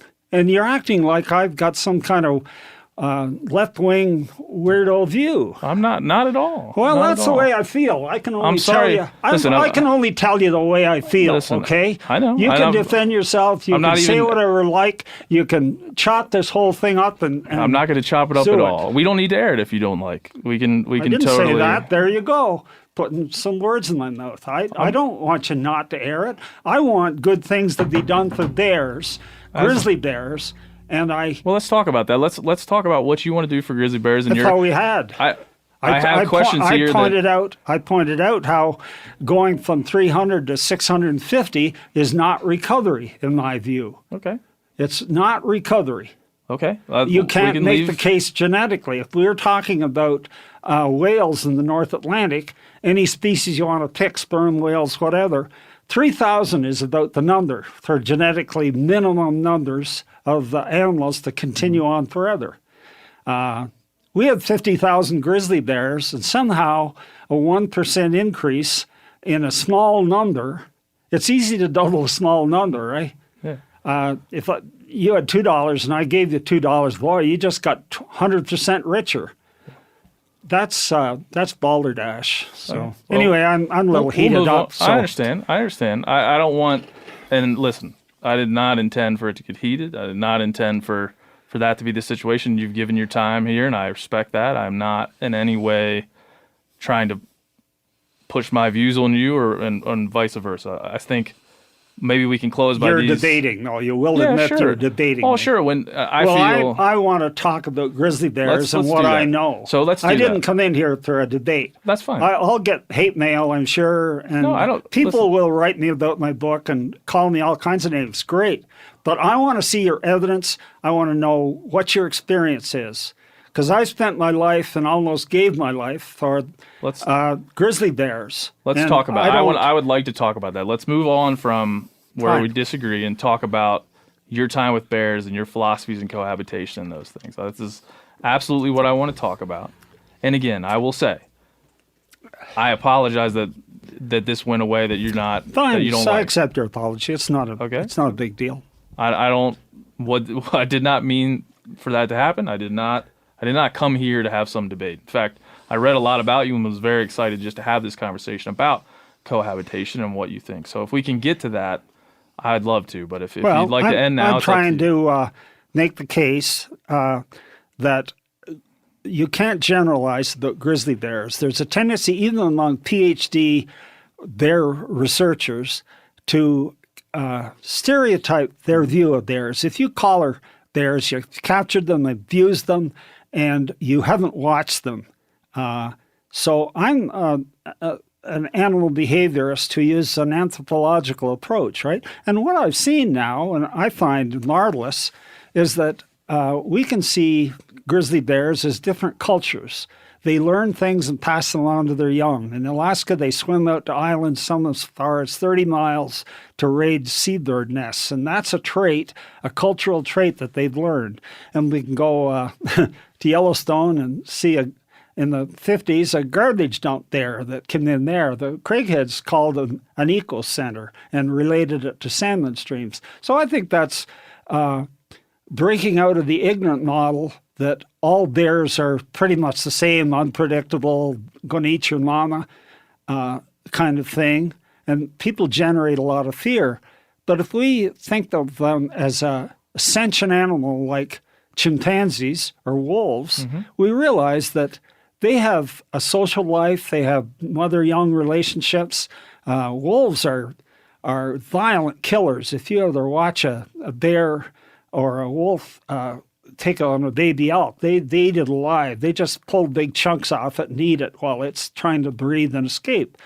So I don't. I know the different sides of bears, but they are a different culture. We have another. Again, the anthropological one, we wouldn't say, I'm an anthropologist, I study people. People will say, well, what tribes do you study? Because, and I could say any kind. I could say, well, I study gangs in Chicago. It's a different tribe than the Mundugamor or the Samoans or something like that. Well, I think your point is something that's something worth looking into, because bears at the same time can be, and we've already kind of covered this through the personification of bears versus the violence. That bears are very social, a lot of times gregarious, and then you spend a lot of times, I'm sure, in close proximity to bears where they're doing things that thousands of hours. People love to watch bears. I love to watch bears. When I see a bear in Yellowstone, I stop and get out and get the binos and But I watch. in the end, we stereotype them through, as I mentioned, the PhDs that only do computer population analysis don't know bears. They know numbers of bears, and if they've captured them, they've dealt with a angry, captured there that would love to get at them and chew their face off. Yeah. So that Is there a way from like a biologist standpoint and, from your standpoint to kind of meld those two things together, like the data and all the things that are collected and then the feeling of this is what a bear is? Because I think what you're saying is like there's a bearness. Bears they're a certain way when you're around them and you must understand the bear. Is there a way to kind of meld those two things together and effectively? Well, if you're dealing with open-minded people that are willing to consider another view of theirs rather than just recover them. So let's play the numbers game. So let's get to 650 and then drop the protection. I don't think we should drop the protection, but it's about open-mindedness. Sure. And I don't see any way that people are going to change. I mean, I read population literature. I appreciate the effort that those guys go to. I've been involved in collaring programs with satellite collars because I thought the data would stop some timber operations that were hurting bears. I don't believe that anymore. I don't believe that our science is giving us better management all the time. Because the politicians come in for the wealthy, the corporations, timber companies, mining, oil and gas, and they say, screw the greater sage grouse. We used to have millions of them. We don't even have 10 square miles where there's nothing that can come in on sage grouse. Yeah, to me, sage grouse is my favorite bird. I studied them at a distance. And in Utah, I used to go in the early morning down to Hardware Ranch, which was an elk ranch, and take pictures of them and watch them. They're just fabulous birds. Oh, yeah. But they don't get the time of day anymore. Well, this brand, Meat Eater, and Steve Rinella, the guy that founded it, he's been very active. Me less so. I wish I had understood that issue more with the former governors of Wyoming, Governor Meade, and things like that, of making sure that that sagebrush sea, that greater sage grouse habitat has been looked after and maintained. That's a tough thing to do in a state like Wyoming. So that's tough everywhere because the ranchers are controlling the politics, and they put cows on all our leased land, which is subsidized grazing. And that'll be another program you can invite me back for. At least we'd have a laugh about it. Well, it's so bizarre what ranchers get away with. $1.39 per animal unit month. That means they can graze an animal on your land and my land for a month for $1.50 or less. And it hasn't changed in 25, 30 years. That's a giveaway to ranchers. That's why people like George Werthner and Mountain Journal, your local journal here with editor Todd Wilkinson, do such a nice job because he's trying to educate people about what's actually going on. But if you're in love with the independent ranchers being the lifeblood of the West, you're in favor of a lot of stuff that's harming the environment. We've had 200 years of sheep grazing and cattle grazing since the Mormons first came to Utah, for example, and they ran sheep everywhere until erosion pulled the mountains down and the Forest Service came in and took it over. And so right now, we don't have a square mile of land that hasn't been grazed somehow. So we don't even know how lush the West was. That's what's incredible. Yeah, and you know what they call that? The ecologists call that the shifting baseline. Yeah, I've heard of that theory. Yeah. Yeah, I think it's a reality. It's not really well, I guess it's a theory because it works so often. Yeah. Is there, like I said, this reminds me of like some of the conversations I had when I went to talk to, vegan philosophers and trying to like work through some of the things, like some of the real broad things where we disagree and get down to that. And I think, you pointed out how you feel certain groups, diverge when it comes to conservation policy and biology, sure, and when it comes to their motivations for whatever they do. I feel real strongly about the group we have here at Meat Eater and the audience of this podcast. There's a lot of people that care about there being more bears. And a lot of those people, one, are wrestling with what to do, hunt bears or not. Is this a thing that is within sure, our value system? So there's a lot of that I've seen, but then there's also a lot of like trusting in the model, but all of that is kind of based on the value system of I'd like there to be more bears. I think that this thing that we've come up with would allow there to be more bears, and I think obviously from your standpoint, you want there to be more bears too. And so But let me give you an example. You're talking about maybe we can come together on something. I have a colleague at Utah State who had a master's thesis student who was going to ask, what do Utahns think about wolves coming into Utah? He almost lost his job because he was going to ask the question. I talked to him yesterday and the day before. Now, that is a form of political censure, even about a question. Sure. I mean, that sort of thing drives me goddamn nuts. me too. Because Me too. here is a belief system that you can't even ask a question about a controversial issue. Why do you think it is with wolves and bears that is? I mean, you're obviously, like you're passionate about it.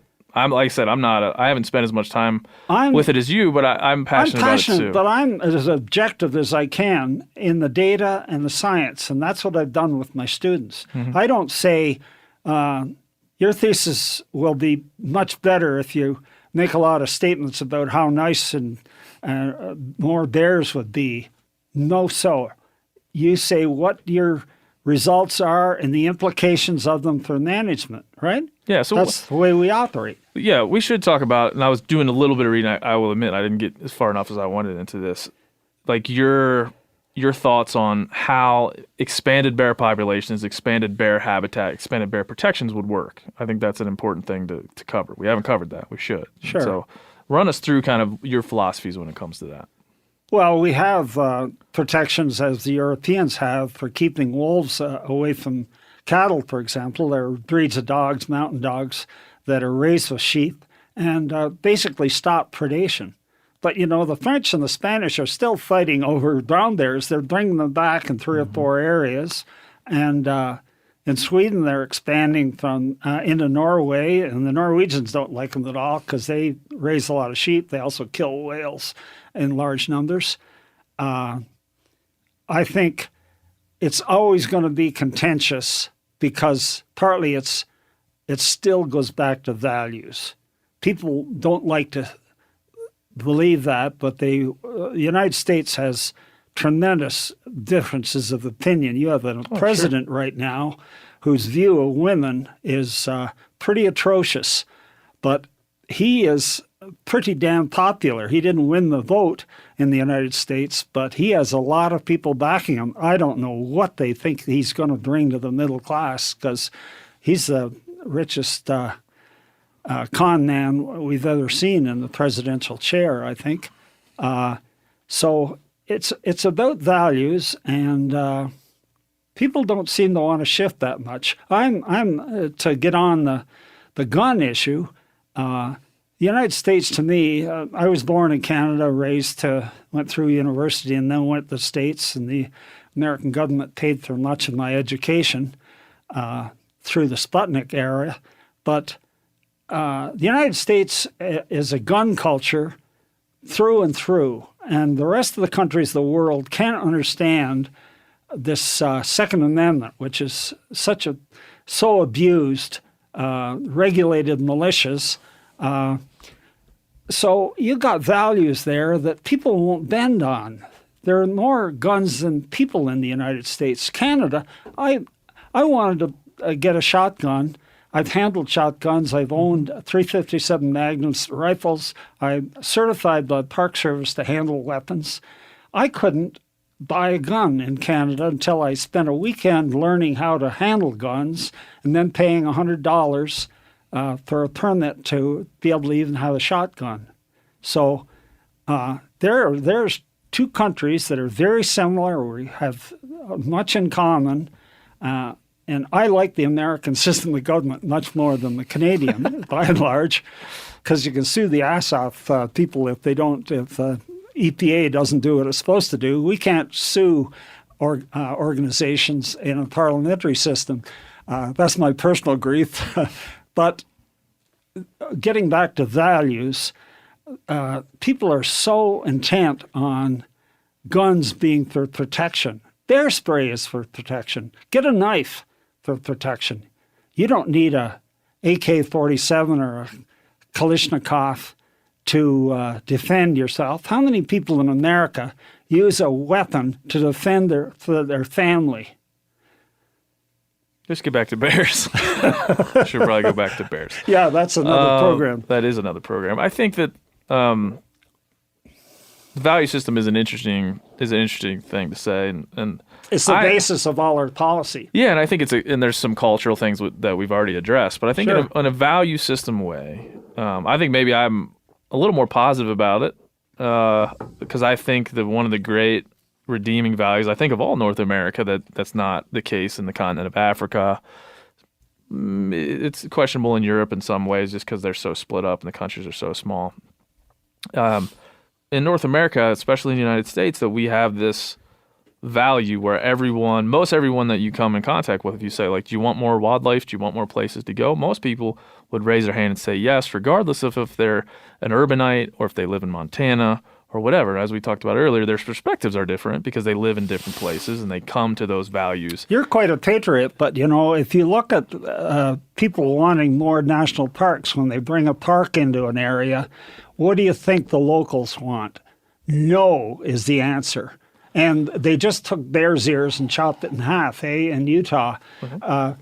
It turns out if you do an economic analysis, every county that had a national park near it, and this is true in Alaska for huge, you and I own a huge amount. I'm an American citizen, by the way, naturalized. Mm-hmm. We own a lot of public land in Alaska, and it is making Alaska a bundle. Oh, yeah. A bundle. Yet, if you asked Alaskans, what do you think of the Park Service coming in and that guy, Jimmy Carter, that tobacco guy, setting aside a lot of land?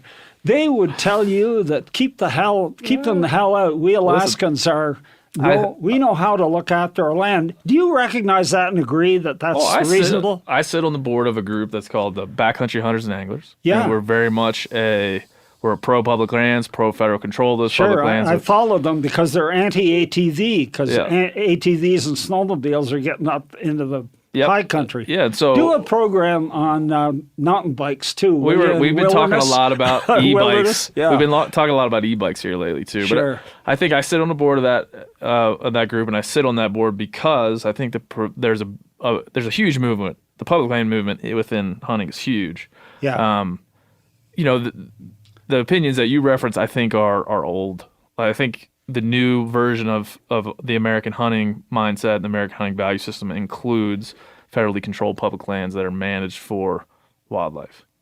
Alaska... All wildlife or just some wildlife? I hope all wildlife. Well, that's not always been the case. We have in Utah but we are a big group that are out for some wildlife. Well, they're anti-carnivore. They have no use for songbirds, And it's they're political as hell, too. I forget their name. I probably got a case of denial going on. Well, but I think, like I said, you got a lot of strong opinions, man. I dig it. But I think, in general, I believe that the sustainable hunting movement that I'm a part of, and that there's hundreds of thousands of people that follow this and listen to this and are trying to understand it, I used to teach it. Are trying to understand it better. I taught it as a positive value. Yeah. When it's done right, it beats market hunting. It beats poaching.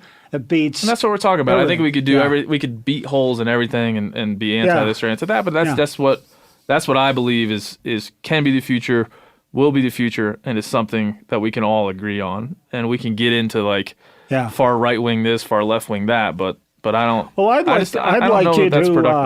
like you to sometime get only women wildlife managers to come in, because there's a cultural shift going on there. I was asked to be a consultant on bear viewing policy for the province. I was paid to review their draft report on bear viewing. Big deal in British Columbia. Mm-hmm. British Columbia has a male-dominated hunter mentality in the fish and game that is hard to describe. But the people that wrote the bear viewing were bright young women who weren't hunters. I don't know whether they're hunters or not. I'm not against hunting. You and I I'd love to shoot a moose and take it home. But I really appreciated the difference that these women brought. Sure, man. Because they didn't have the culture that bears are not anything as good as a caribou or a moose, on and on it goes. You know what I'm saying? Oh, no, man. And I think... they can be objective a lot easier than a bunch of jocks Well, like us. and I think in general, like I don't look at people... They would say, I try not to just look at it, oh, your gender makes you different or your color makes you different. But you're right, though, in the way that our audience is 95% male. The hunting culture has predominantly been male. Sure. Now, how we fix that? Well, that's arguable. Well, we need more and better perspectives. That's the only way to do this the right way. I'm just talking diversity, instead of single thinking course. that used to be. Of course. Drove all my friends who were male by and large nuts because of the hunting culture that had invaded the management of all our wildlife, not just some wildlife, but all of it. So I think that's changing, and I'm very positive about that. I think it's changing too, and I think we've had lots of conversations. Like I said, we just talked to Val Geist, and he's got a lot of opinions that are. People would say, "Oh, that's negative predator," and then he'll slide a book across the table that has stories of Russian. He's got a book that he wants to try to get us to publish that is just from Russia, stories of wolf attacks on humans and some of the different things, and a lot of people got that twisted around. I thought because I said, look, this guy's and he did a lot of study comparing what's happening in North America to what's happening in Russia and trying to figure out. What is driving the wolves to do what they do? Not kill them all, save them all. Because neither of those things, I think, can really be applied to what we're currently working on. But it's really trying hard to gain that find perspective. good information, data, whatever, on wolves killing people. The myths grow. I mean, overnight, you can't even get a person that's watched a car accident to describe what's actually happening. And as far as writing a book about all the wolf attacks on humans, you could write a book on the men that killed their children, and write a book on going from country to country to see what fathers have killed their children. And turns out that men that haven't fathered the children or stepfathers are the biggest group of people that kill their children. So there's some evolution going on here and some sociology that we're just starting to crack the surface. So I say that because you can say that wolves kill people, and there's all this data from Europe. You're playing into the fear of wolves and the anti-wolf sentiment in North America because other than a couple of cases of rabies, there haven't been wolves. Wolves are the hardest animals to get to kill people. And any other idea, you can say, well, talking about grabbing women's crotches, that's just locker room talk, like Trump's wife said. I don't agree with that. It isn't just locker room talk. It's a deplorable behavior. And I think some of the stuff about wolves is also deplorable. Well, I ran into it when I was in Berkeley talking to folks. They would bring up, when we were talking about animal rights per se, they would bring up things like slavery and rape and like all these really, what I would say, like really far out analogies that kind of stop the conversation. Yeah. And I was like, listen, I and similar with these, fathers and kids things, I don't know where to do with that because I feel like it's far away I bring analogy. it up because it's a stereotype, and there's a stereotype about the danger from wolves. Well, but I don't know. Like I said, I don't.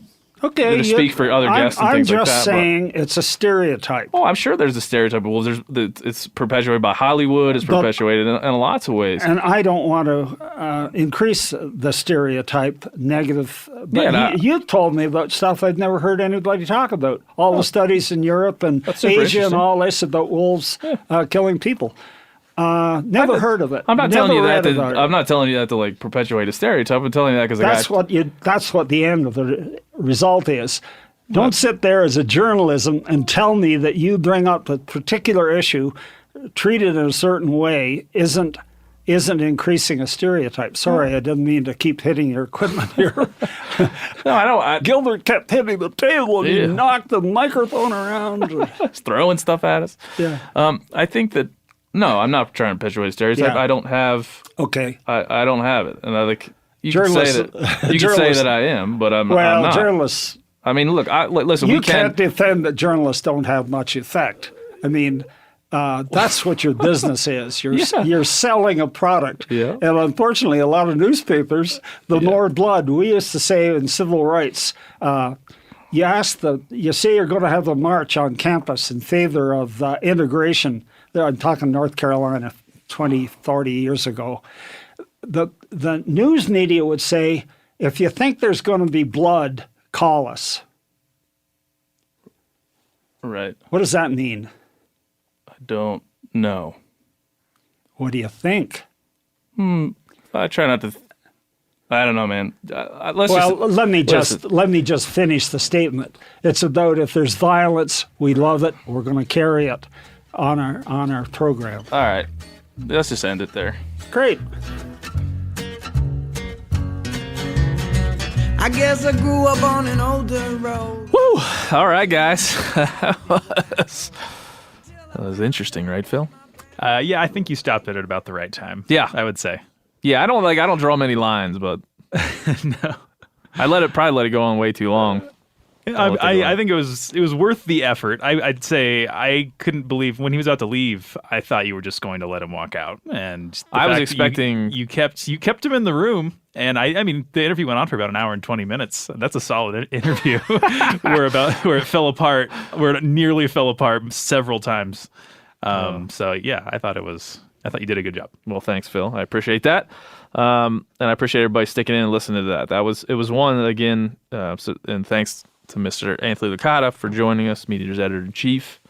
It's one that we talked about a lot. I mean, it really drove like some energy in the room when we were done.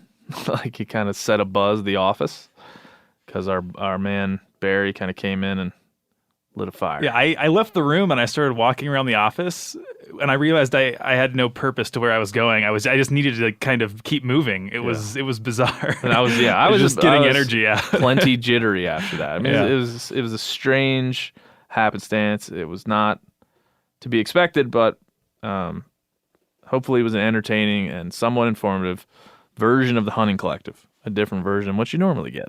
And so thank you for listening. We won't get into any other big asks of you today. We'll let you just digest what you heard. I'm sure you'll have some comments. Hit me up on social media or the thc@themedia.com. Happy to talk through it with you if it needs some catharsis after this one. So next week, back to the normal show. Right, Phil? Hopefully. I don't know. You can't make any promises. Yeah, I can't make any promises. I'm going to have a White Claw. We'll see you next time. Bye. Stay here too long, 'cause I can't go a week without doing wrong. Oh, without doing wrong. Without doing wrong. Oh, without doing wrong. Drinking in heaven.